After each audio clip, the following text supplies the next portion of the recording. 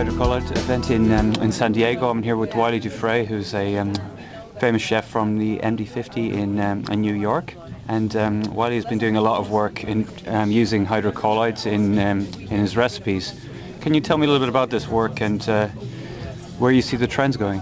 Well, we don't really pay attention to trends. I guess we're hoping that maybe we're part of the trend rather than have an awareness of the trends.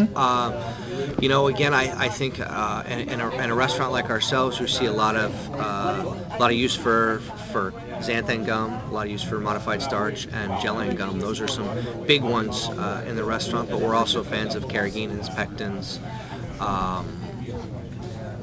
Hydrocolloids in general we use quite a bit of. I think that you're going to see xanthan gum make inroads as sort of the workhorse in the professional kitchen over the next 10 years. Could you give some examples of how you've used hydrocolloids in your recipes?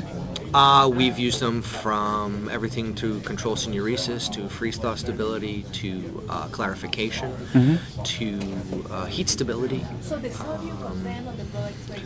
It's sort of a wide range. I think probably we try to take our cues from the commercial applications and come up with more creative uses in the restaurants. So wherever you might see them being used commercially, we're using them similarly, but hopefully in slightly different ways, because obviously we're not scaling things up on a mass production level.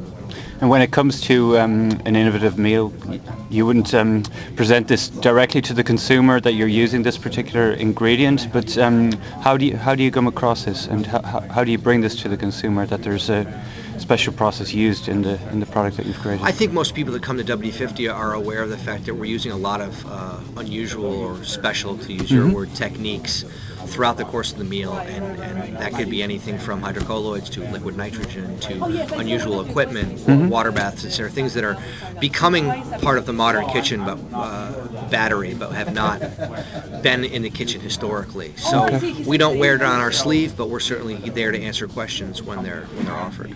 You're obviously quite at the cutting edge, high end of cuisine. Do you see this as a trend that may go into the mainstream kitchens? I believe that some of these things will find their way into the mainstream kitchen because of their usefulness, their functionality. It's undeniable, and I think at some point every chef will have to come to the realization that they can make things better with them. So I believe that their moment is coming. Okay, thank you very much, Wylie. You're welcome. Thank you.